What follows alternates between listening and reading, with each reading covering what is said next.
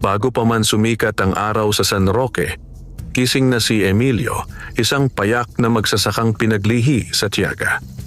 Sa kaniyang dingding na pawid, nakasabit ang lumang kalendaryo na may markang pula sa bawat petsang nakabenta siya ng palay. Ngunit nitong mga huling buwan ay puro itim na tuldok ang ipinapahid ng panahon. Tagtuyot, peste at singil ng may-ari ng lupa na parang patalim na dumudungaw sa kaniyang leeg. Iniayos niya ang sombrero, hinalikan ang noo ng asawang si Lilia na mahimbing pa at marahang lumabas upang suyuin ang umaga. Tahimik ang bukid maliban sa kaluskos ng mga tuyong dahon at mahinang ungol ng hangin. Sa di kalayuan, nagsasagutan ang mga uwak sa ibabaw ng gulod kung saan matatagpuan ang sinaunang punong balete. Ang sabi ng matatanda, may sariling hininga ang punong iyon. Iwas si Emilio ron sa mga gabi ng kabilugan, ngunit ngayong umaga may kakaiba siyang narinig. Isang paos na awit na tila nagmumula sa malalim na dibdib ng lupa. Hindi yan ihip lang, bulong niya sa sarili habang pinipisil ang taling sinulid na bigay ni Ina Punay, ang matandang naglalako ng yerbas sa palengke. Kapag ang puno ay umaawit, may nilalang na nasasaktan, sabi raw nito noon. Naglakad siya patungo sa gulod, yumuyuko sa bawat tiyab ng damo, nawari tumutugon sa himig. May rumaragasang lamig na dumampi sa kaniyang batok, ngunit hindi takot ang lumitaw, kundi kaba. Iyong kabang may kasamang lungkot na parang alaala ng isang pangakong nakalimutan. Habang papalapit, napansin niyang nag-iiba ang liwanag. Ang sikat ng araw na dumaraan sa mga sanga ng balete ay parang iniipit sa mga hibla ng ginto. Sa ilalim ng puno, may umaalulong na anino, humihingal at nagkakalas-kalas ang paghinga na tila nilalagnat. At nakita niya ito, isang tikbalang na ang balahibo'y kumikinang na parang sinapawan ng hamog na gintong pulbos. Malalaki ang mata, ngunit hindi marahas ang sulyap, may kirot. Ang leeg nito'y nakapulupot sa tanikalang yari sa mga baging na kumikislap sa madilim na berde, at ang bawat singasing ay may kasunod na kidlat ng hapdi, sapagkat ang baging ay masungit at may mga tinik na tila ngipin ng ahas. Sa ngalan ng liwanag, tulungan mo ako. Kung sa bagay ay hindi malinaw kung boses iyon ng nilalang o ng hangin, ngunit malinaw ang salita sa tainga ni Emilio. Ako ang bantay ng tubig at hangin sa pook na ito, at ang punong ito ang aking pugad. May kamay na sakim ang nagkadena sa akin. Nalaglag ang sombrero ni Emilio at napaatras siya ng isang hakbang. Mula pagkabata, narinig na niya ang mga salaysay tungkol sa tikbalang na nanghihikayat ng pagkaligaw sa mga manguuling at mga ngahoy. Ngunit iba ang nilalang sa kaniyang harap. Hindi mata ng mandaraya ang nasa tikbalang, kundi mata ng isang nilalang na ginapos upang pigilin ang ikot ng awa sa mundong tila padilim. Bakit ka nakatali? Tanong ni Emilio, pilit pinatatatag ang boses. Upang matuyo ang ugat ng ilog at magmakaawa sa tubig ang tao, tugon ng tinig. Dumating kagabi si Don Severino, may dalang albularyong mambabarang na si Mang Igme. Ikinadena nila ako sa puno ng alaala. Ito ang huling punong may kakayahang magtahi ng sugat ng lupa. Kapag natapos ang 3 gabi ng pagkakakadena, mamamatay ang mga ugat. Guguho ang lilim ng mga palayan mo. Pumintig ang panga ni Emilio. Kilala niya si Don Severino, ang mayamang hasyendero na unti-unting sinusuyod ang baryo, binibili ang lupang hindi na kayang tubusin ng mga magsasaka. At si Mang Igme, ang albularyong may reputasyon sa lihim na lason sa pamumuhay ng mahihirap. Bakit mo ako tinatawag? Muling usisa ni Emilio. Hindi ako bayani. Isa lang akong magsasaka na hirap makabayad ng utang. Dahil ang puso mo'y hindi tinablan ng takot sa hirap, tugon ng tikbalang. At dahil pinili mong lumapit sa awit ng puno, hindi sa tugtog ng takot. Napatingala si Emilio sa balete. Ang mga ugat nitong nakalawit ay parang mga daliring gustong humagod sa hangin. Sa bawat huni ng hangin, may marahang kaluskos ang mga dahon na parang nag-uusap ang panahon at mga alaala ng ninuno. Nais niyang kumilos, ngunit paano? Ang baging na tanikal ay kumikislap at dumudugo ang gilid ng balat ng tikbalang. May paraan, sabi ng tikbalang, na ngayoy tila nagiging pino ang boses. 3 buhol ang iginapos nila. Buhol ng takot, buhol ng gutom, buhol ng paglimot. Kailangang gupitin ang 3 bagay. Patak ng pawis na inalay sa pighati ng bukid, butil ng palay na itinanim nang walang pag-asa ngunit lumusong sa ulan, at huling piraso ng asin mula sa mesa ng pamilyang hindi sumuko. Napatingin si Emilio sa mga kamay niyang palaging tuyong-tuyo sa ulan ng araw. Ang pawis at palay, mayroon ako, pero ang asin. Nasa isip niya ang nakasarang garapon ng asin sa kanilang kusina. Laging tinatakpan ni Lilia upang hindi lumasa ang hangin ng dagat sa kanilang ulam na saluyot at tuyo. Huling piraso iyon, pinagkakasya sa linggo. Sumagi sa dibdib niya ang bigat. Kung ibibigay niya ang asin sa mahiwagang buhol, paano sila kakain mamayang gabi? Kapag hindi mo ako napalaya sa loob ng isang pag-inog ng araw, dadalaw ang 2 gabi ng pagkakakadena, nagmamadaling dagdag ng tikbalang. At bawat gabi ay katumbas ng isang banlik na matutuyo, isang inang luluhod sa harap ng bintana ng kawalan. Humigpit ang pagkakahawak ni Emilio sa hawak niyang gulok.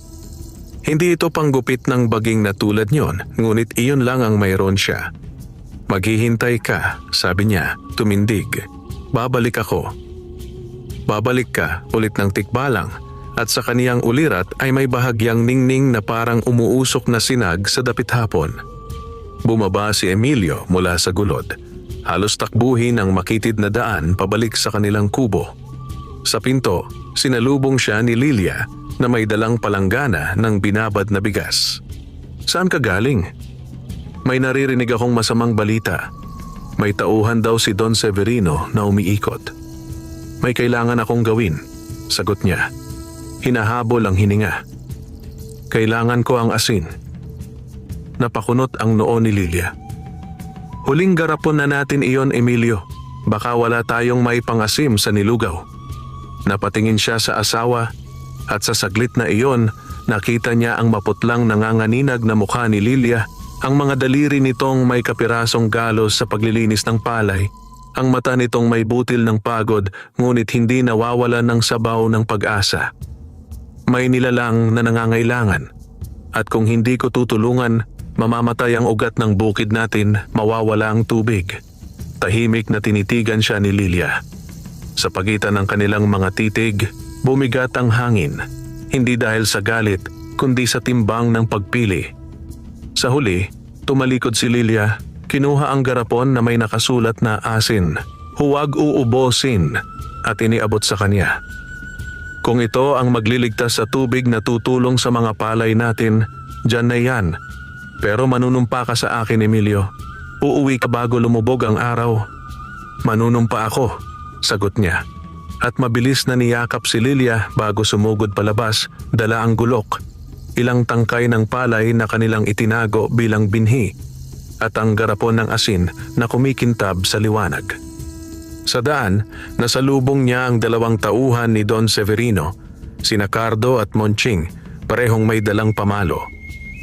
Saan ka pupunta, paring Emilio? May dinukot pa si Cardo na upos ng sigarilyo, ngumisi. Bawal nang umikot sa gulod. Ari-arian na yon ng Don. Maghihila lang ako ng patubig, sagot ni Emilio, pinipigil ang panginginig ng boses. Sa baba lang, sa sapa. Tandaan mo, sabat ni Monching, kapag may nakita kaming pumunta sa punong balete, ipaaalam namin kay Don Severino. May masamang espiritu doon. Baka sumanib sa iyo. Hindi ako alipin ng takot, tugon ni Emilio. Halos pabulong, Saka tumuloy sa masukal na landas, iniwan ang dalawang anino ng pagmamatyag. Pag-akyat niya sa gulod, mas malinaw na ang pag-awit ng puno, ngunit may bahid na ito ng paghingal, parang hinahabol ng oras. Nakatitig ang malagintong tikbalang at sa kaniyang mga mata ay may salamin ng pag-asa at pag-aalinlangan. "Nadala mo ba?" tanong ng tinig. "Ito ang pawis," sabi ni Emilio. Pinahid ang noo, hinayaang tumulo sa talim ng gulok ang patak. "Ito ang palay." At inilabas niya ang dalawang butil. Totoo, buo, hindi galing sa yaman, kundi sa luha ng paghihintay. At ito, ang asin. Tila huminga ang baging na tanikala, napakagat sa sariling tinik at kumislot. "Simulan mo sa buhol ng takot," utos ng tikbalang.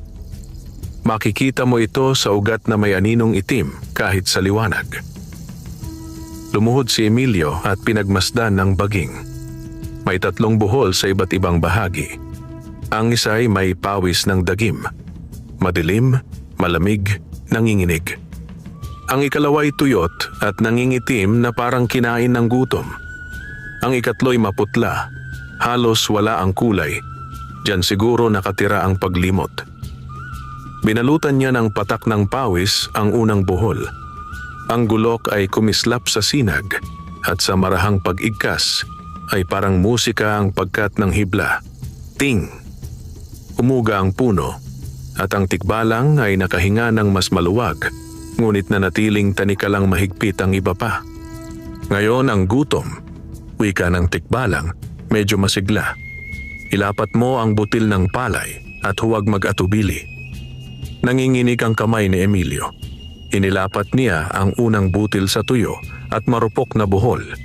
Sa saglit, tumimo ang butil sa hibla at parang sumipsip ng hangin at alaala. Kung saan may binhi, may pag-asa, bulong niya at maraang hiniwa ang buhol. Pumutok ang pigtal na hibla, naghamog ang paligid at tila nagbalik ng konting sigla ang damo sa paanan ng puno. 2 na. Natitira ang paglimot, sambit ng tikbalang at bumigat ang himig ng hangin. Diyan sila nagtatago sa kawalan ng alaala. Kinuha ni Emilio ang garapon ng asin. Sa kaniyang palad, kumikislap ang maliliit na butil na parang tala sa gabi. "Kung ibubuhos ko ito, baka wala na kaming panimpla mamaya." Narinig niyang muli ang tinig ni Lilia sa kaniyang dibdib. Ngunit agad din niyang narinig ang ibang tinig. Ang lagaslas ng ilog noon, ang ngiting maluwag ni Lilia sa ilalim ng ulan, ang halakhak ng kanilang magiging anak na matagal na nilang inaasam, ngunit pinipigilang isipin dahil sa hirap ng buhay. Ano ang lasa ng buhay kung wala ng tubig sa bukid? Ano ang saysay ng asin kung ang bigas ay hindi tutubo? Dahan-dahan niyang ibinuhos ang isang dakok ng asin sa buhol na maputla. Sa unang patak, parang nagising ang baging. Sa ikalawa, kumirot at umindak. Sa ikatlo, parang may umiyak.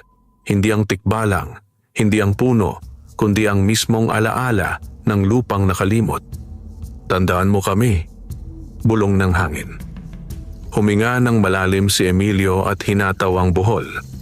Pumunit ang hibla sa isang matinis ngunit malamyos na sigaw. At sa biglang sandali, bumuhos ang liwanag mula sa mga sanga. Ang balete ay tila kumaway at ang tikbalang ay bahagyang nakabangon, ngunit may iisang kawing pa ring nakakapit sa paligid ng kaniyang puso. Isang manipis na hibla na halos di makita, ngunit mahigpit. "Akala ko tapos na," usal ni Emilio, hawak-hawak ang gulok. "May lihim na buhol ang mga sakim," sagot ng tikbalang, muling napangiwi. Buhol ng kasinungalingan. Hindi iyon bahagi ng 3, ngunit iginapos nilang palihim upang kahit matupad mo ang tadhanang 3, nakatali pa rin ako. Kailangan nito ng apoy, hindi apoy ng kahoy, kundi apoy ng paninindigan. Tahimik si Emilio. Naririnig niya mula sa paanan ng gulod ang mga yabag, ang pagpitik ng latigo, ang tinig na kilala niya, Si Don Severino. Siguruhin ninyong walang nakakalapit sa punong iyan. Sigaw nito sa mga tauhan. Mamayang gabi, tatapusin natin iyan. Mawawala ang ugat ng tubig at tayo ang magdidikta ng patubig sa baryo. Nagpalinga si Emilio, kumirot ang batok niya sa biglang bigat ng oras. Paano ko sisindihan buhol na iyan? Tanong niya, mabilis. Pinipigilang pumasok ang takot sa kaniyang tuhod. Sa isang salita na totoo, sa harap ng panganib, tugon ng tikbalang. Ang paninindigan ay apoy na hindi natatakot sa ulan, liwanag na hindi sinisindihan ng lampara. Sabihin mo ang totoo, kahit marinig ng hari ng kasinungalingan. Nagtaasan ang mga damo, tila yumuko ang hangin sa isang pangako na malapit ng mamutawi.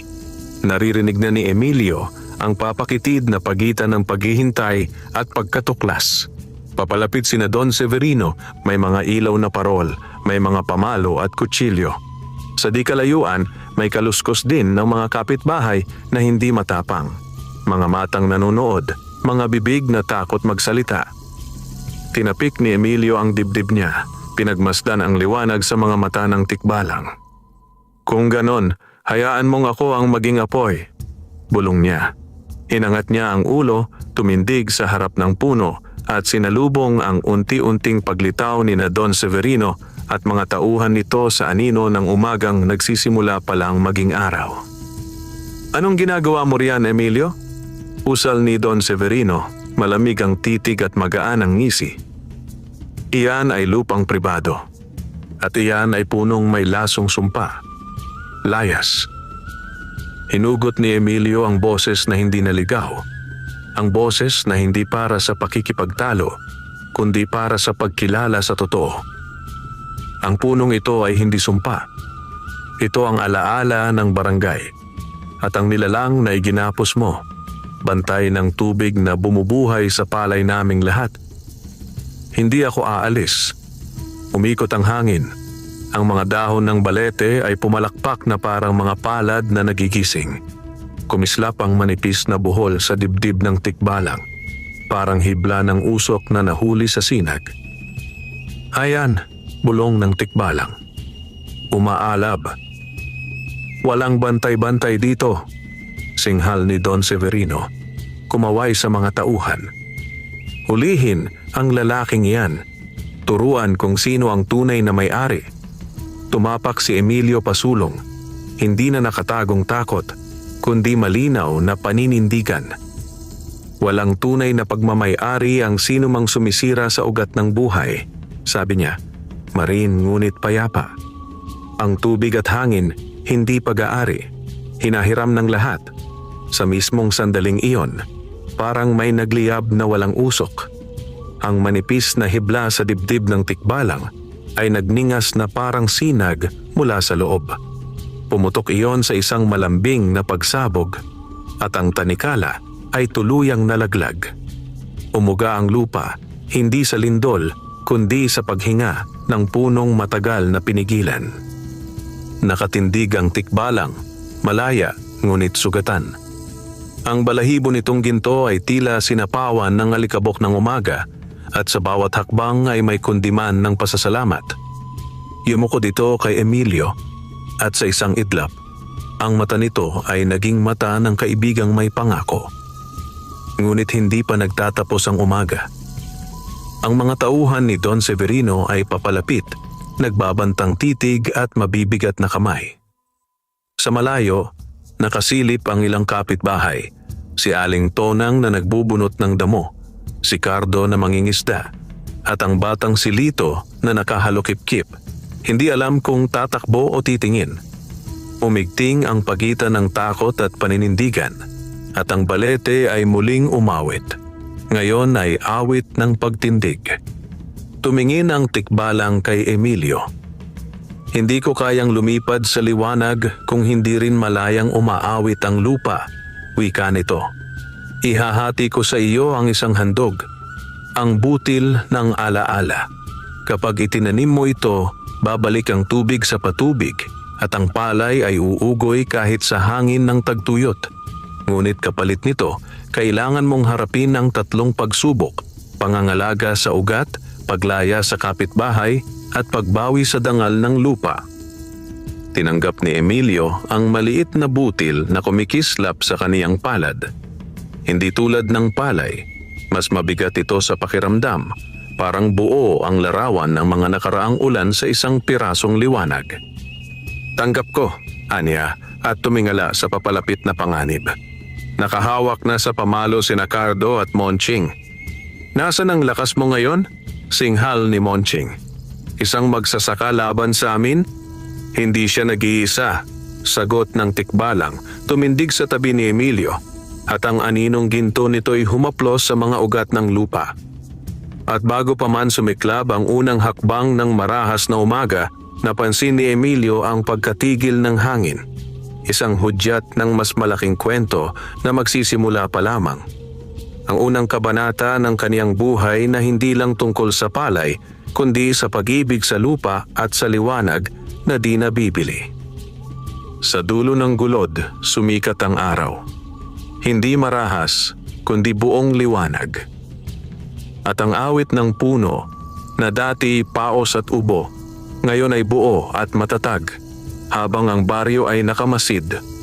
Handang pumili kung sino ang pakikinggan, ang boses ng kasinungalingan o ang kantang galing sa ugat. At doon huminto ang umaga para huminga, sapagkat ang mga susunod na sandali ay isa ng panatang huhulma sa 10 kabanata ng laban at pag-asa. Hindi pa man lubos na natatapos ang huni ng balete, muling narinig ni Emilio ang mga yabag ni na Don Severino at ng kaniyang mga tauhan. Tumindig siya, mahigpit pa ring hawak ang butil ng alaala na ibinigay ng malagintong tikbalang. Ang maliit na butil ay kumikislap sa kaniyang palad, tila may sariling pintig, parang pusong nag-aalab ng liwanag sa gitna ng panganib. Emilio, sigaw ni Don Severino. Hindi mo ba naririnig ang utos ko? Layas ka riyan at bitawan mo ang punong yan. Kung ayaw mong makulong, ngayon pa lang ay umalis ka. Ngunit sa halip na tumakbo, tumindig si Emilio, hinaharap ang mga tauhan.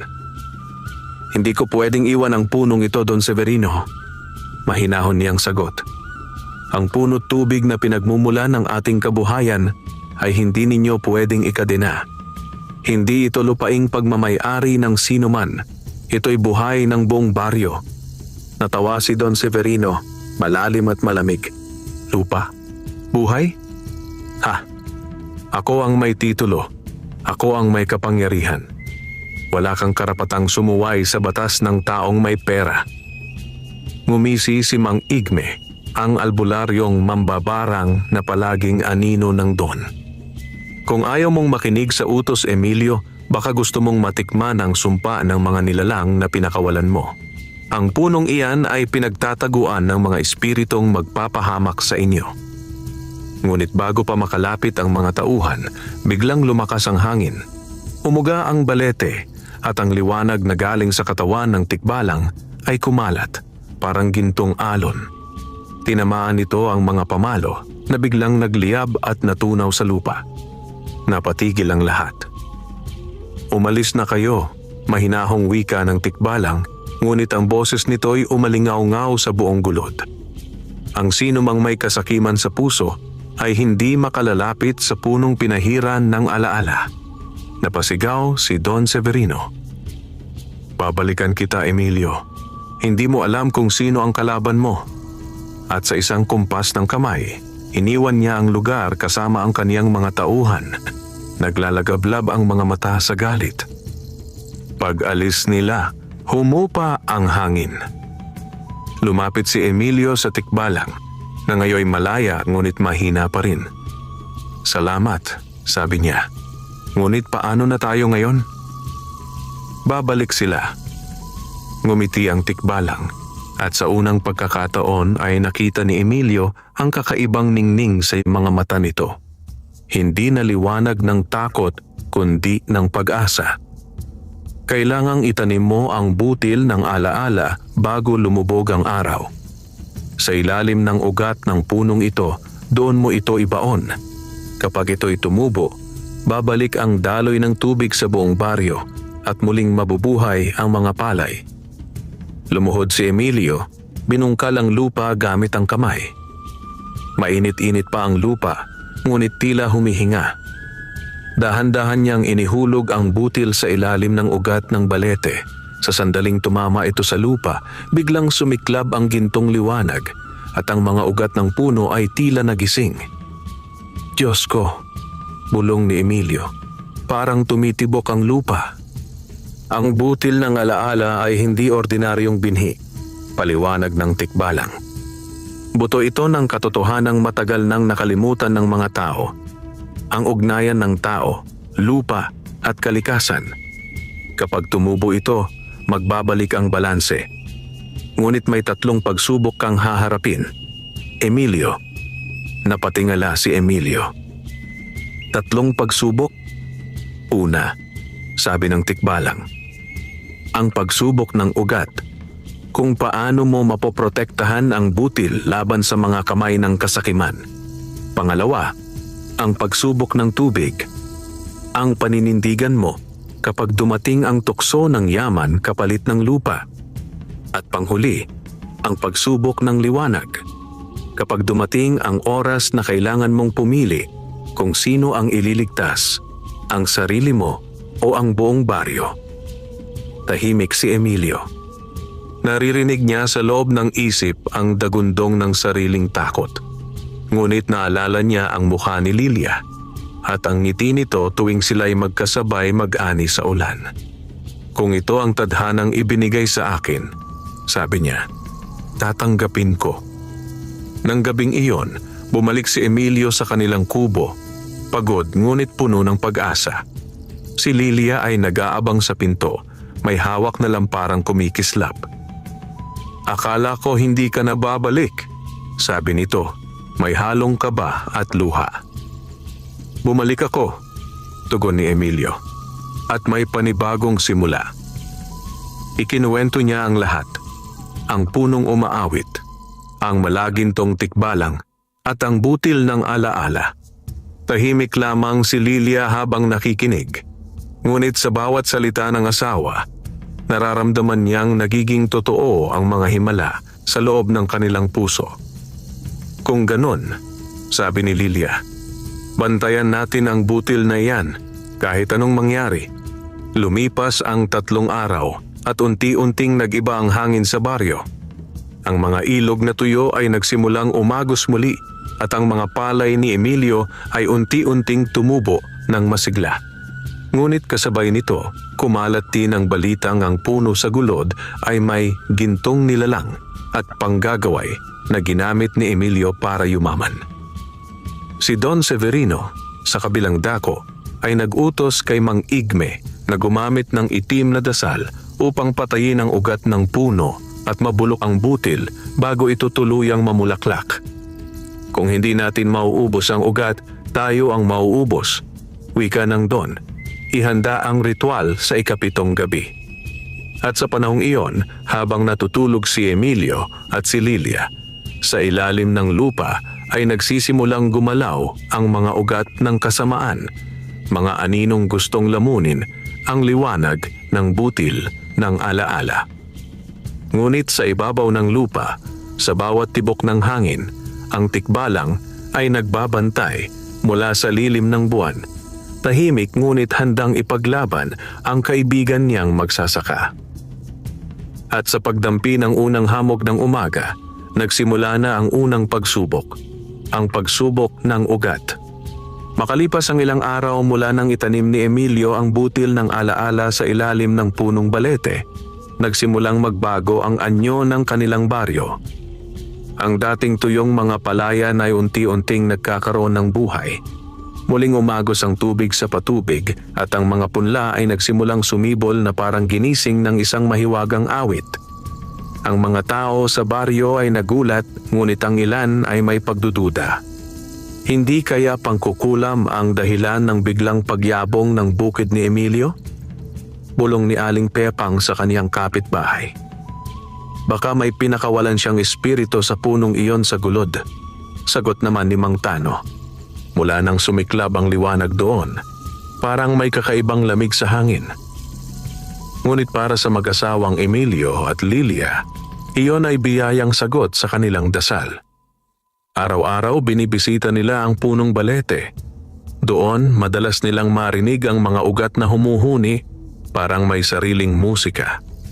Sa ilalim ng lupa, marahang tumitibok ang butil ng alaala, kumikislap ng gintong liwanag sa bawat patak ng hamog. Isang gabi, habang natutulog ang mag-asawa, biglang kumulog ng walang ulan. Nang sumilip si Emilio sa bintana, nakita niyang tila may itim na usok na gumagapang mula sa paanan ng gulod papunta sa kanilang palayan. Ang hangin ay mabigat, parang may lason. Agad niyang kinuha ang lampara at tinungo ang labas. Sa malayo, nakita niya si Mang Igme, nakaputing damit at may dalang palayok na umuusok. Nakapalibot sa kaniya ang 4 na tauhan ni Don Severino, may hawak na mga itim na pamalo. Nang makita siya ni Mang Igme, ngumisi ito. "Magandang gabi, Emilio," anya.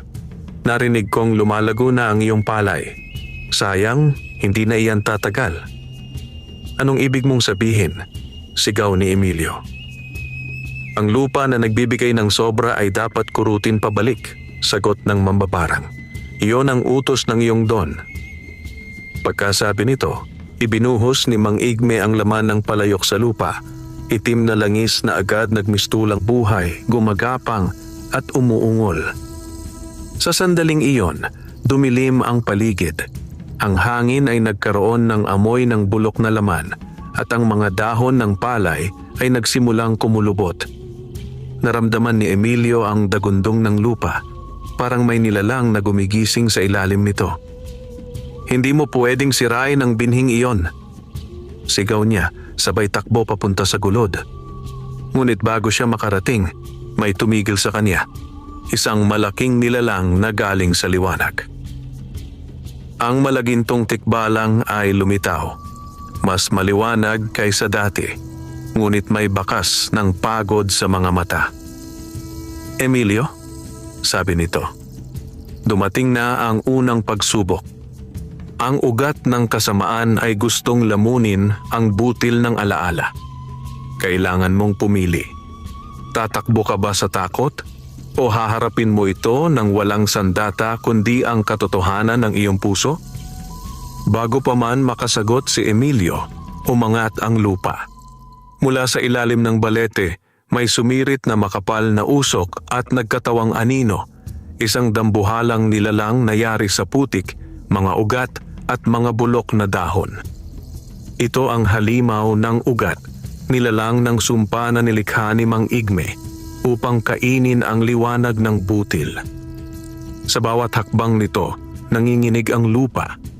Ang mga ugat ng palay ay nabubunot at ang hangin ay nagiging mapait.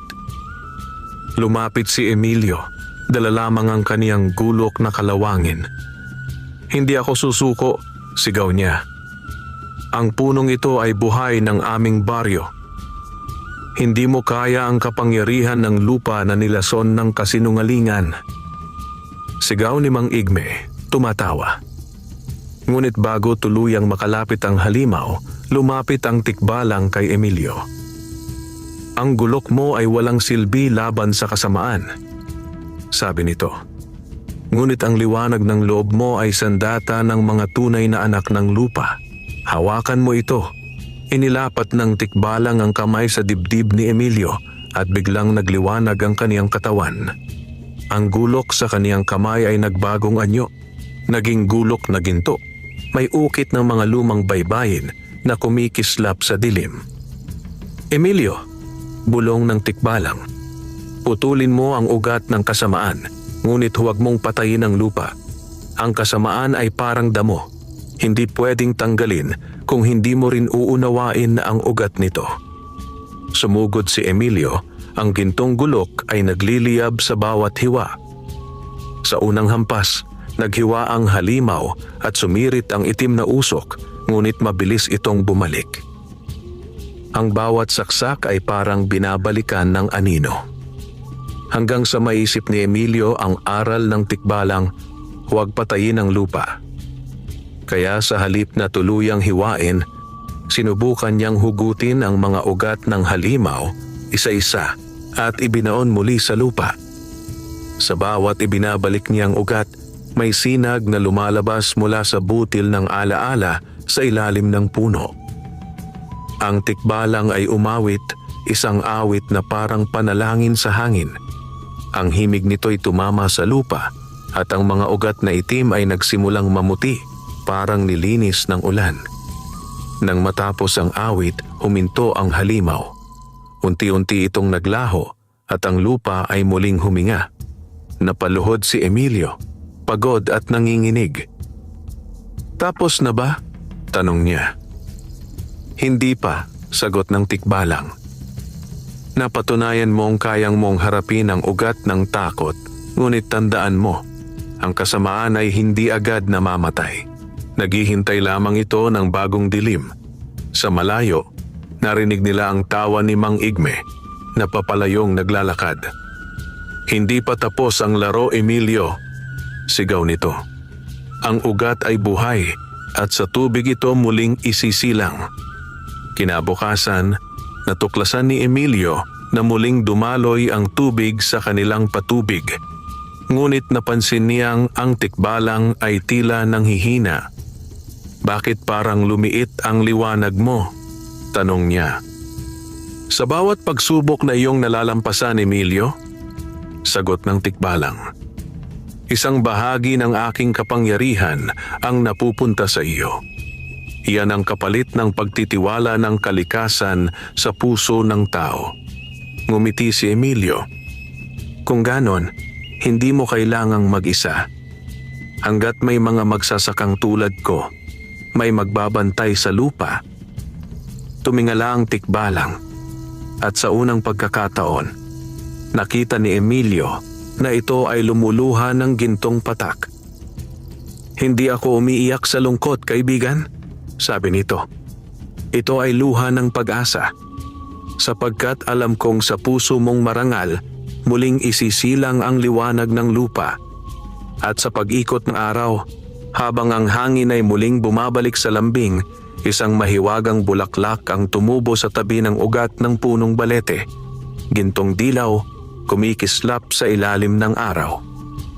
Senyal ito na nalampasan na ni Emilio ang unang pagsubok, ang pagsubok ng ugat. Muling sumikat ang araw sa baryo ng San Roque at kasabay ng unang sinag ay ang liwanag ng pag-asa sa puso ni Emilio. Ang tubig sa patubig ay ngayon umaagos ng malaya, malamig at malinaw, tumatagos sa bawat ugat ng palay. Ang buong baryo ay namangha. "Hindi ako makapaniwala," sabi ni Aling Pepang habang hinahaplos ang mga palay sa kaniyang taniman.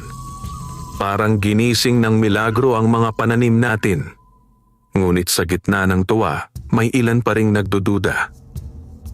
"Milagro ba talaga?" bulong ni Mang Tano. "O may masamang kabayaran iyan?" Hindi na alintana ni Emilio ang mga bulong. Ang mahalaga sa kanya ay ang pagbabalik ng buhay sa lupa.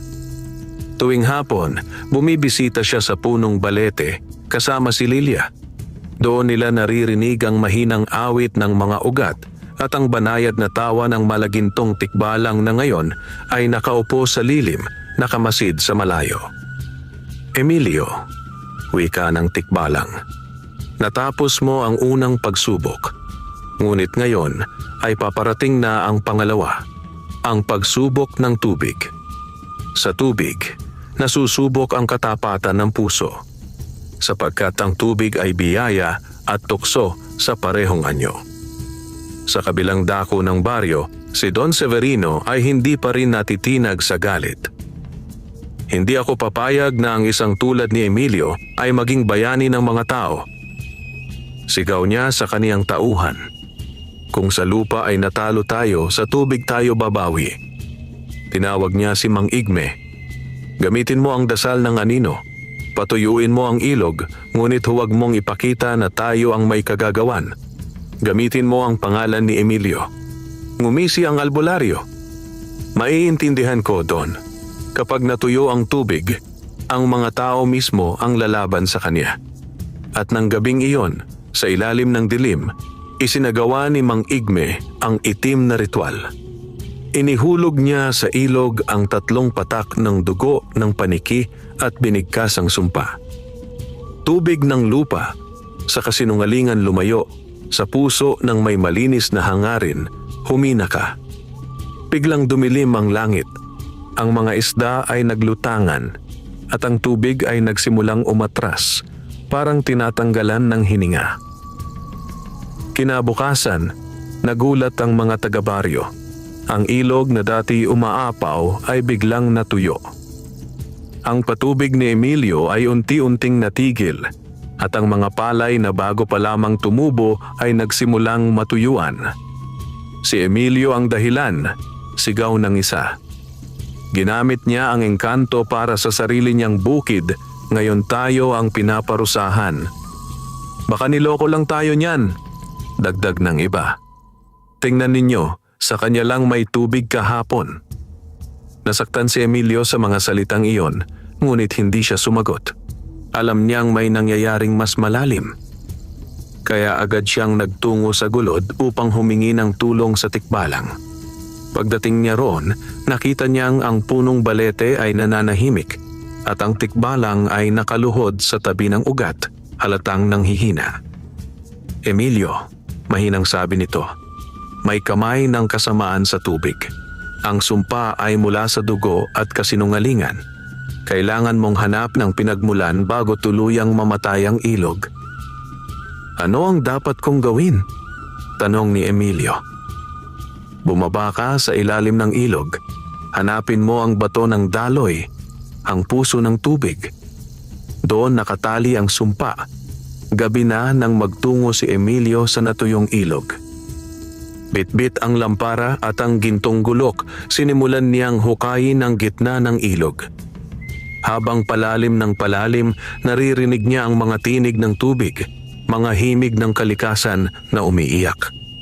Bakit mo kami pinatuyo, anak ng lupa?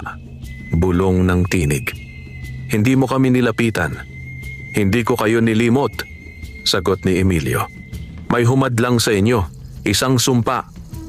Biglang umangat ang malamig na hangin at mula sa ilalim ng putik ay lumitaw ang isang bato na kumikislap sa asul na liwanag, ang bato ng daloy.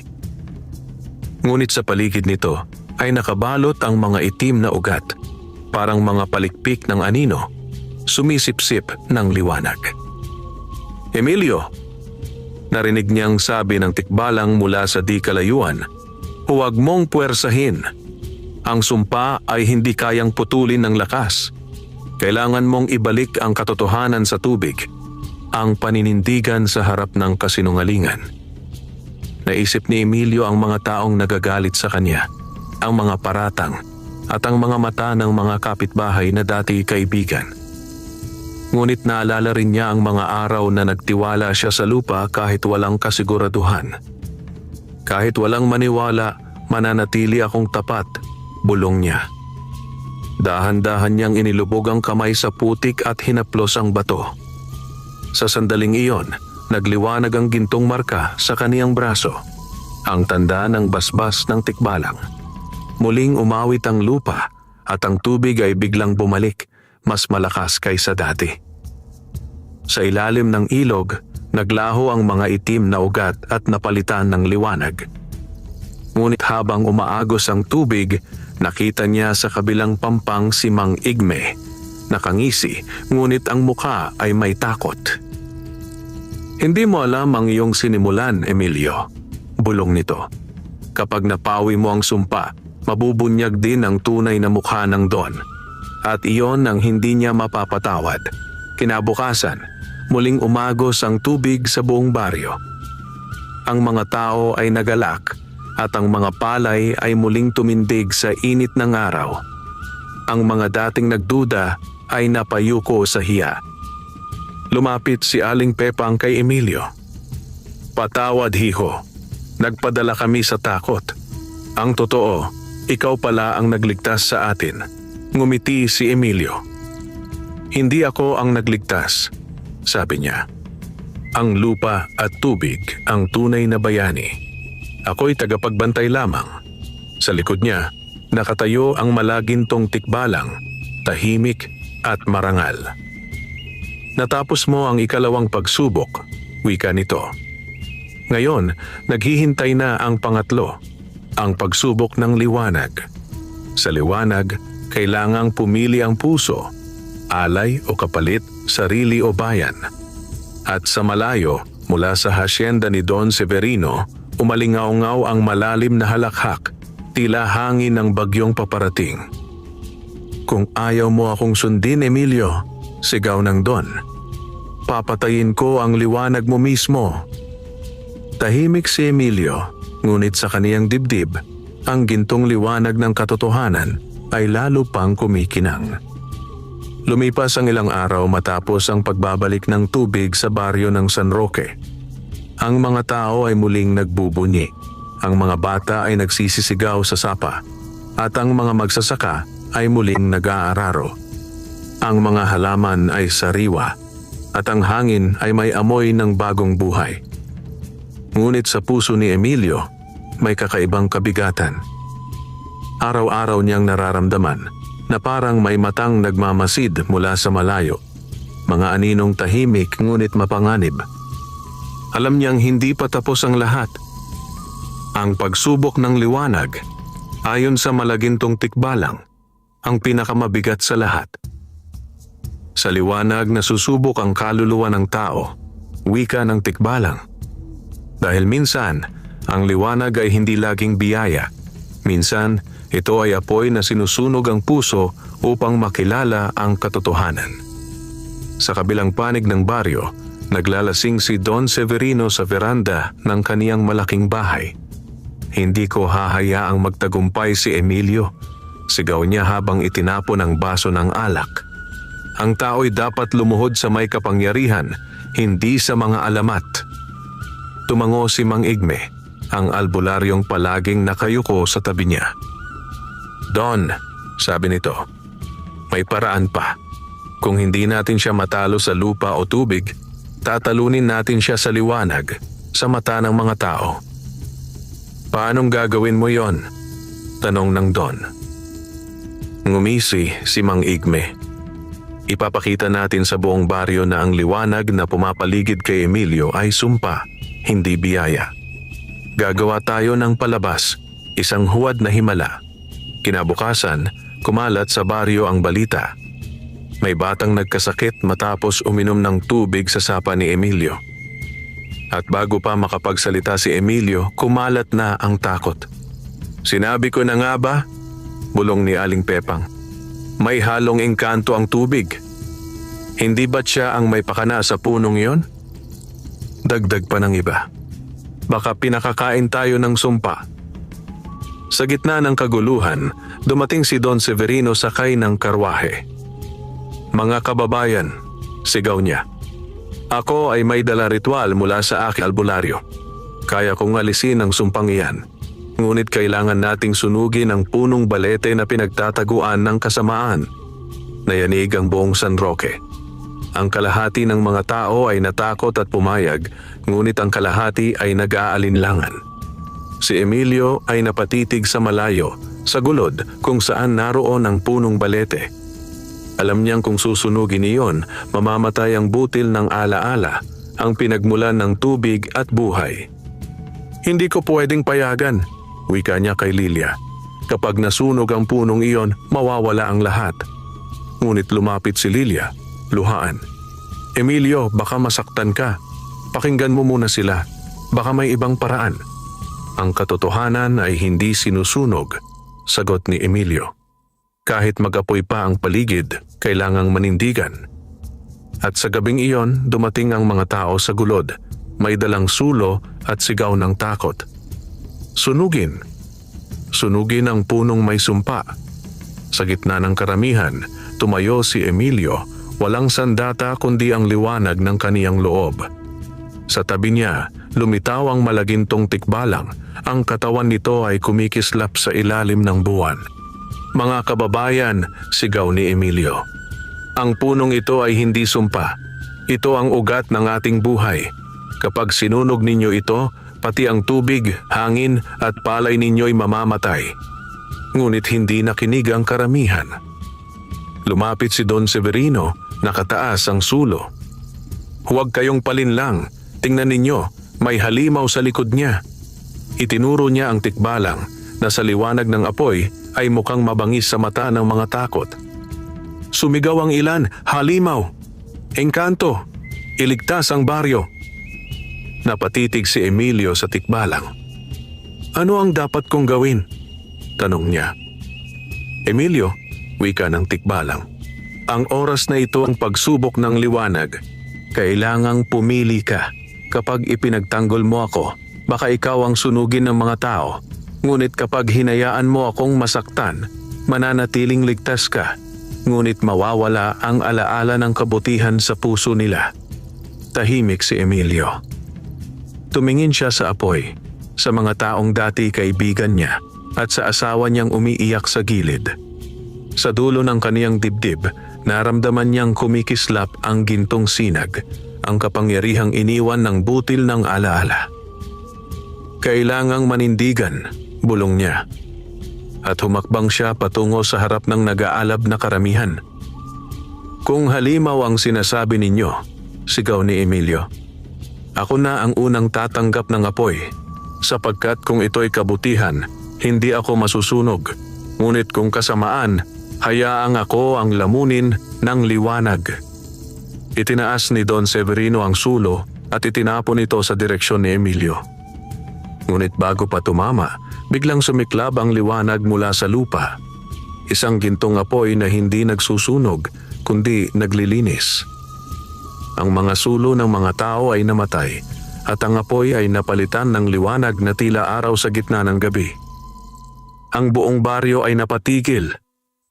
Ang punong balete ay nagliwanag at mula sa ugat nito ay umagos ang tubig na parang himala. Ang mga tao ay napaluhod. Hindi siya halimaw, bulong ng isa. Banal ang liwanag na iyon.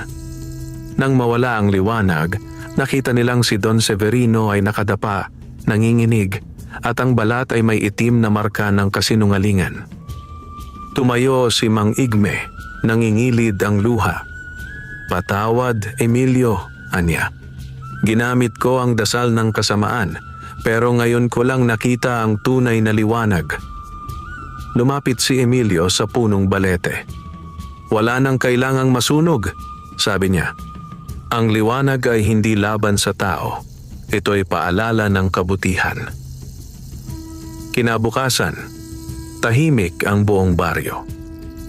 Ang mga tao ay nagtulong-tulong maglinis sa paligid ng puno at si Don Severino ay naglayas, iniwan ang kaniyang hasyenda. Si Mang Igme ay nanatili at araw-araw ay tumutulong sa mga magsasaka. Sa ilalim ng punong balete, tumubo ang isang bagong bulaklak. Mas malaki, mas matingkad ang gintong kulay. Ang malagintong tikbalang ay lumapit kay Emilio. "Natapos mo na ang 3 pagsubok," sabi nito. "Ngayon, ikaw na ang bagong tagapangalaga ng lupa at liwanag." Lumuhod si Emilio. "Hindi ako karapat-dapat." "Ang karapat-dapat ay hindi ipinanganak," sagot ng tikbalang. "Sila'y pinipili ng gawa." At sa huling sandali, ang tikbalang ay ngumiti. At unti-unting naglaho sa liwanag, iniwan si Emilio na nakatingala sa kalangitan. Sa malayo, ang baryo ng San Roque ay muling nabuhay. Ang mga ilog ay umaagos, ang lupa ay mabunga, at ang mga tao ay marunong ng magpasalamat. At sa bawat gabi, sa ilalim ng buwan, maririnig pa rin ang awit ng puno, ang awit ng lupa, at liwanag na minsang pinrotektahan ng isang magsasaka na tapat sa puso. Lumipas ang maraming araw mula nang maipasa ni Emilio ang 3 pagsubok, ang ugat, tubig at liwanag. Ngunit sa baryo ng San Roque, hindi natapos ang kwento ng kanilang pagbabagong buhay. Ang bawat patak ng ulan ngayon ay tila may dalang biyaya, at ang bawat palay na tumutubo ay kumikislap sa ilalim ng araw na parang may gintong sinag. ang mga tao ay muling nagkaisa.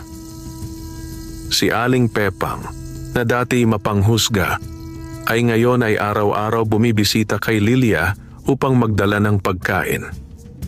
Si Mang Tano ay tumulong sa pagpapatayo ng bagong patubig at maging si Mang Igme, ang dating albularyong mambabarang, ay tumulong sa pagsasaka.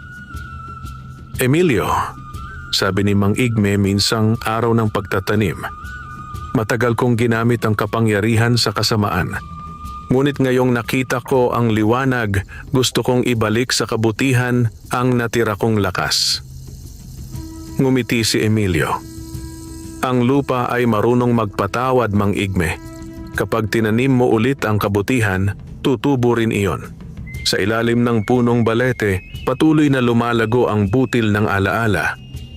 Ang isang gintong bulaklak ay ngayon ay nagkaroon ng 3 talulot, kumakatawan sa 3 pagsubok na pinagdaanan ni Emilio. Tuwing gabi, nagliliwanag ito at sa bawat liwanag ay may alon ng kapayapaan na dumadaloy sa buong baryo. Ngunit may isang kakaibang pangyayari. Napansin ni Lilia na sa tuwing sasapit ang gabi ng kabilugan ng buwan, may liwanag na bumabalot sa katawan ni Emilio. Emilio, tanong niya minsan, bakit ka nagliliwanag tuwing gabi? Hindi ko alam, sagot ni Emilio habang hinahaplos ang kaniyang dibdib. Baka bahagi na ito ng kapangyarihang iniwan ng tikbalang. Ngunit lingid sa kanila, sa tuwing nagliliwanag ang katawan ni Emilio, ang kaniyang buhay ay unti-unting binabawasan ng lakas. Ang kapangyarihang iyon ay galing sa kalikasan at bawat patak ng liwanag ay katumbas ng isang bahagi ng kaniyang lakas na iniaalay sa lupa. Isang gabi, habang mag-isa si Emilio sa ilalim ng puno, narinig niya ang pamilyar na tinig. Emilio, napalingon siya. Sa harap niya, muli niyang nakita ang malagintong tikbalang, ngunit ngayong mas maringal at tila gawa sa purong liwanag. Akala ko'y naglaho ka na, sabi ni Emilio. Hindi ako naglaho, sagot ng tikbalang. Nasa hangin ako, sa ulan, sa bawat tibok ng lupa. Ngunit naparito ako upang sabihin sa iyo ang totoo. Totoo? Tanong ni Emilio. Ang liwanag na nasa loob mo ay bahagi ng aking kaluluwa. Sa tuwing ginamit mo ito upang pagalingin ang lupa, ibinabahagi mo ang iyong buhay sa kalikasan. At kapag dumating ang araw na maubos ang lakas mo, ikaw mismo ang magiging tagapangalaga ng lupa, isang nilalang na tulad ko. Napatigil si Emilio. Ang ibig mong sabihin, ako ay magiging tikbalang? Hindi basta tikbalang, sagot nito. Isang tagapangalaga ng liwanag, tagapagtanggol ng mga ugat ng buhay. Tahimik si Emilio. Hindi niya alam kung matatakot o matutuwa. Ngunit sa puso niya, alam niyang handa siya sapagkat ang kabutihan ay hindi natatapos sa iisang anyo. Ngunit habang payapa ang baryo, sa malayong bundok ay may bagong panganib na umuusbong. Si Don Severino, na inakalang nawala, ay nagtatago sa isang lumang kuweba kasama ang mga natitirang tauhan niya. Sa tabi niya may itim na sisidlan na kumikislap, ang banga ng itim na lupa na sinasabing kayang sumipsip ng lakas ng mga nilalang ng liwanag. Kung hindi ko sila kayang talunin sa araw, sabi niya, gagawin ko sa dilim. Ang lupa nila ay magiging alipin ng kadiliman. Ngumisi siya habang binubuksan ang sisidlan at mula rito ay lumabas ang isang usok na maitim, may mga mata na nagliliyab. Panginoon ng anino, bulong ni Don Severino, gamitin mo ako. Bigyan mo ako ng lakas upang wasakin si Emilio. At sa sandaling iyon, ang kalangitan ay nagdilim kahit walang ulap. Ang mga ibon ay tumahimik at ang hangin ay bumigat. Kinabukasan, nagising si Emilio sa kakaibang katahimikan. Walang huni ng ibon, walang ihip ng hangin. Lumapit siya sa punong balete at nakita niyang ang gintong bulaklak ay tila nalalanta. Hindi magandang palatandaan ito, sabi ni Lilia, nag-aalala. Lumapit si Emilio at hinaplos ang bulaklak. Buhay pa siya, anya. Ngunit parang may pumipigil sa liwanag. Muling narinig niya ang tinig ng tikbalang sa hangin. Emilio, bulong nito. Ang kasamaan ay hindi pa naglalaho. Bumangon ang anino ni Don Severino at dala niya ang lakas ng bangga ng itim na lupa. Kailangan mong maghanda. Ang huling pagsubok ay hindi na para sa sarili mo, kundi para sa buong bayan. Napatitig si Emilio sa liwanag ng araw. Ang kaniyang mga kamay ay nagliliwanag ng gintong sinag, ngunit may halong kirot. Alam niyang ang nalalapit ay hindi simpleng labanan, kundi pagtubos ng lupa, ng hangin at ng kaluluwa ng mga tao. Kinagabihan, lumuhod si Emilio sa harap ng punong balete. Kung ito na ang kapalit ng aking buhay, sabi niya, handa akong maging liwanag para sa lahat. Kung kailangan kong mawala upang mabuhay ang lupa, tatanggapin ko. Mula sa itaas, bumaba ang gintong sinag ng buwan at niyakap siya.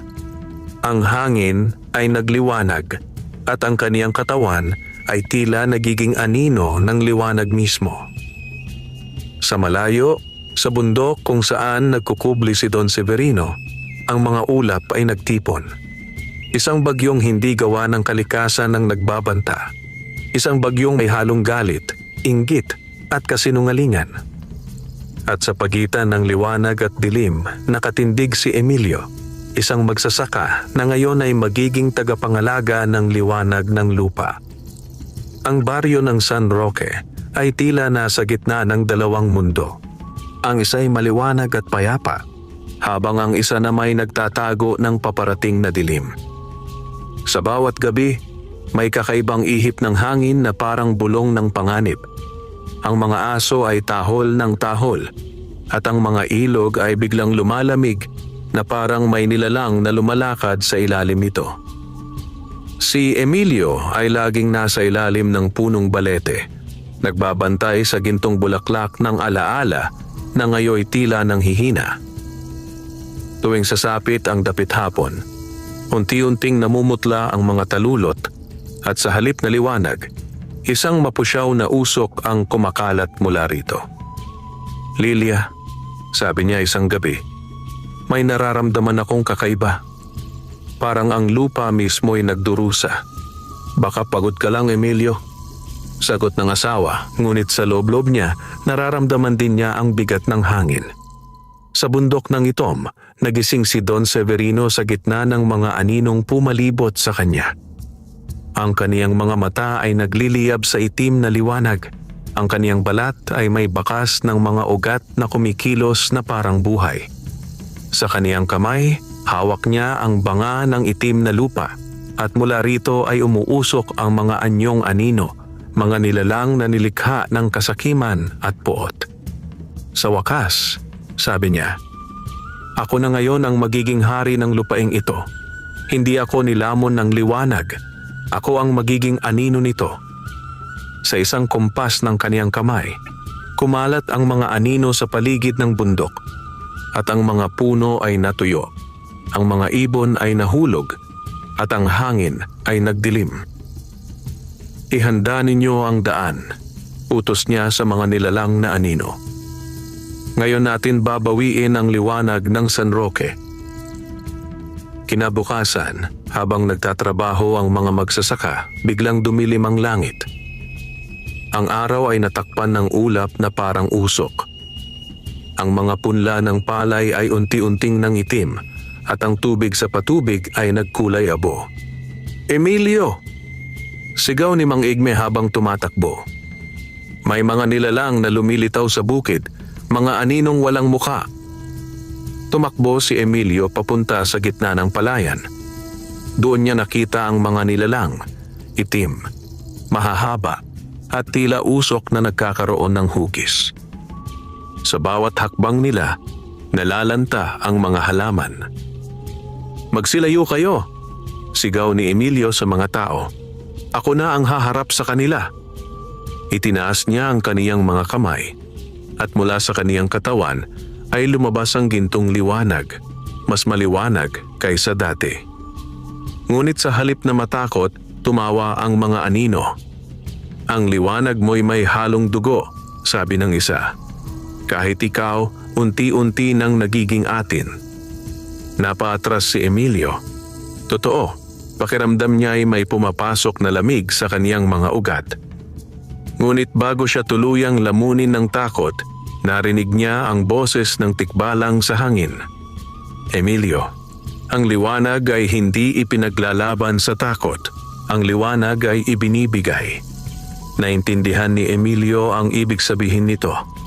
Kaya't ipinikit niya ang kaniyang mga mata at hinayaan niyang ang buong lakas ng kaniyang liwanag ay kumalat. Hindi niya ginamit upang sirain, kundi upang yakapin ang mga anino. Ang buong palayan ay napuno ng gintong liwanag at sa sandaling iyon, ang mga anino ay sumigaw, hindi sa galit, kundi sa sakit ng pagkakilala.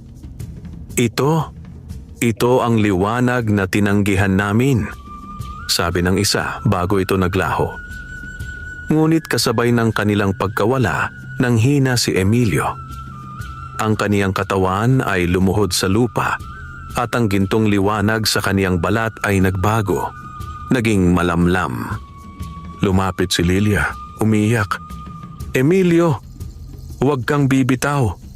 Ngunit ngumiti lamang siya. Hindi ako mawawala. Ang bawat butil ng lupa na nahawakan ko, doon ako mananatili.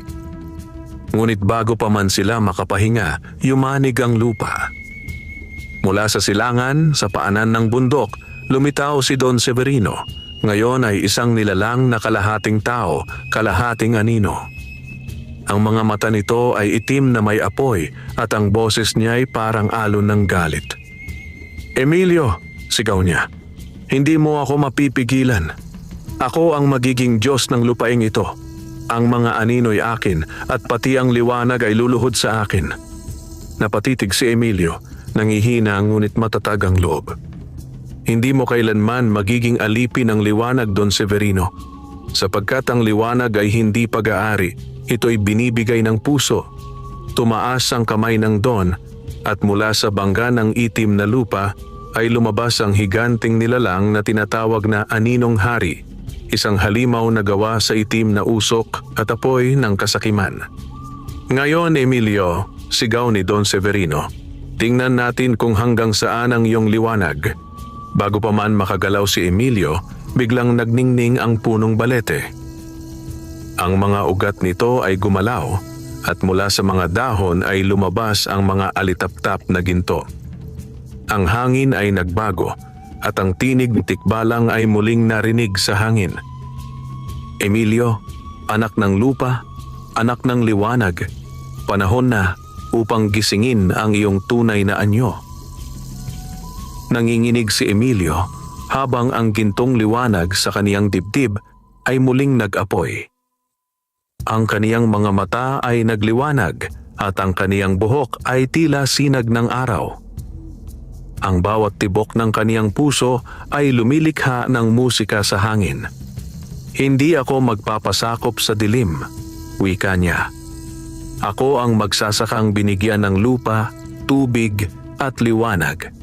At sa pangalan ng kabutihan, ipagtatanggol ko ito hanggang sa huling butil ng aking buhay. Ang gintong liwanag ay muling kumalat sa lupa at ang hangin ay nagsimulang umikot. Ang mga palay ay kumaway at ang mga ugat ng puno ay gumalaw na parang hukbo ng kalikasan. Sa gitna ng pagyanig, nagsimula ang pinakahuling labanan. Ang liwanag laban sa anino, ang kabutihan laban sa kasakiman. At sa gabing iyon, sa pagitan ng langit at lupa, nagsimulang umusbong ang alamat ng tagapangalaga ng liwanag. Isang magsasaka na handang ialay ang buhay upang manatiling buhay ang kabutihan sa mundo. Umugong ang lupa sa ilalim ng mga paa ni Emilio habang lumalaban siya sa pinakamalakas na puwersa ng kasamaan. Ang Aninong Hari ay lumaki, umaabot sa ulap ang katawan at ang mga mata nito ay naglalagablab ng itim na apoy. Sa bawat galaw nito, bumabagsak ang mga puno at ang hangin ay nagiging mabigat na parang usok ng apoy. Sa gitna ng kaguluhan, nakatayo si Emilio, may gintong liwanag na bumabalot sa kaniyang katawan. Sa tabi niya, ang punong balete ay nagliliwanag at umaawit, at sa bawat awit ay nabubuhay ang kalikasan, mga ugat na gumagalaw, mga bato na nagiging kalasag, at mga alitaptap na nagiging bituin ng liwanag. "Emilio!" sigaw ni Don Severino mula sa anino ng halimaw. "Isuko mo ang liwanag, hindi ka mananalo sa akin. Ang anino ay walang hanggan." Ngunit sumagot si Emilio ng buong tapang, "Walang aninong walang liwanag, at walang liwanag na sumusuko sa kasamaan."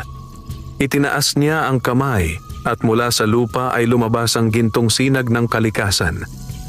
Ang ilog ay nagbago ng anyo, naging ilaw na umaagos, at sa bawat hampas ng alon ay tinatamaan ang katawan ng aninong hari. Sumigaw ito sa sakit, ngunit mas lalo itong lumaki, at ang itim na usok ay kumalat sa buong baryo. "Lilia! Dalhin ang mga tao sa ligtas na lugar," sigaw ni Emilio habang patuloy na lumalaban. "Hindi kita iiwan," sagot ni Lilia, luhaan ngunit matapang. "Ang liwanag mo ay liwanag ko rin." Ngunit napaatras si Emilio. "Kailangan kong harapin ito mag-isa. Kapag ako'y natalo, kailangan mong ipagpatuloy ang itinanim natin." Nang makita ni Don Severino na hindi siya mananalo sa lakas ni Emilio, ibinuhos niya ang natitirang kapangyarihan ng banga ng itim na lupa. Ang lupa ay bumuka at mula roon ay lumabas ang daan-daang anino, mga nilalang na dating tao, ngayon ay alipin ng kasakiman. Ang langit ay nagdilim at tanging ang liwanag ni Emilio ang natitirang tanglaw. Ngunit sa bawat paggamit niya ng kapangyarihan, nararamdaman niyang humihina ang kaniyang katawan. Ang gintong tikbalang ay muling lumitaw mula sa liwanag ng punong balete. "Emilio," sabi nito, "ang tadhanang ito'y hindi laban para sa pagwasak, kundi para sa muling pagsilang. Kailangang isakripisyo mo ang sarili upang mabawi ng lupa ang balanse." "Kung iyan ang kapalit ng kaligtasan ng lahat," sagot ni Emilio, "handa ako." Lumuhod siya, ipinikit ang mga mata at inalay ang buong lakas ng kaniyang kaluluwa. Mula sa kaniyang katawan ay lumabas ang purong gintong liwanag na umakyat sa langit. Ang liwanag ay bumalot sa buong baryo, sa mga tao, sa punong balete, sa ilog at maging sa mga anino. Ang mga anino ay sumigaw, ngunit sa halip na masunog, sila ay lumiwanag, naging alikabok ng bituin na sumama sa hangin. Si Don Severino ay napatigil, hawak ang dibdib, habang ang katawan niya ay unti-unting nagiging abo. "No!" sigaw niya. "Hindi ito matatapos sa ganito." Ngunit sa huling sandali, bago siya tuluyang maglaho, nakita niya si Emilio. Nakangiti, ngunit unti-unting nagiging liwanag. "Ang kasakiman ay laging matatalo ng kabutihan," sabi ni Emilio, "dahil ang liwanag ay hindi kailanman nauubos." Nang humupa ang liwanag, tumigil ang hangin. Ang mga tao ay lumabas mula sa kanilang mga tahanan at nakita nilang muli ang asul na langit. Ang baryo ay ligtas, ngunit sa ilalim ng punong balete, tanging ang mga gintong dahon at alikabok ng liwanag ang naiwan. Lumapit si Lilia, umiiyak. "Emilio, nasaan ka?" Ngunit sa halip ng sagot, may mahinang tinig na narinig mula sa hangin. "Hindi ako nawala, Lilia. Ako'y bahagi na ng lupa, ng hangin, ng liwanag. Sa bawat binhing itatanim mo, nariyan ako." Lumuhod si Lilia at niyakap ang lupa, habang ang gintong bulaklak ng alaala ay muling namulaklak. Ngayon ay mas maliwanag, at ang talulot nito ay hugis puso. Pagkalipas ng ilang buwan, ang baryo ng San Roque ay naging sagana. Ang mga palay ay gintong-ginto sa ilalim ng araw at ang tubig ay malinaw na parang salamin ng langit. Ang mga tao ay nagtutulungan, walang sakim, walang gahaman. At sa tuwing mag-aalay sila ng ani, laging may alay ng bulaklak sa ilalim ng punong balete, alaala ng magsasakang nagligtas sa kanila. Si Lilia ay naging tagapangalaga ng punong iyon. Madalas niyang sabihin sa mga bata, kapag kumikislap ang hamog sa umaga, huwag ninyong pupunasan. Iyan ay halik ni Emilio, ang tagapangalaga ng liwanag. At sa bawat dapit hapon, kapag kumukupas ang araw, maririnig sa hangin ang marahang awit ng lupa, ang parehong awit na una niyang narinig noon. Ang awit ng punong umaawit, ng malagintong tikbalang, at ng isang magsasakang tapat sa lupa't kabutihan. Sa kalangitan, sumikat ang huling sinag ng araw na tila gintong korona sa buong baryo.